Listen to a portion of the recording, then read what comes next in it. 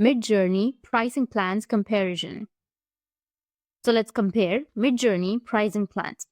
Midjourney pricing plans differ from each other. There are 4 plans available: the basic plan, standard plan, pro plan, and the mega plan. The basic plan has monthly subscription amounting 10, while the standard plan has 30, pro plan has 60, and mega plan has $120. You'll also have the annual subscription as well, which is right here. You will have the monthly price and also the annual price. The next, you have fast GPU time. You can compare.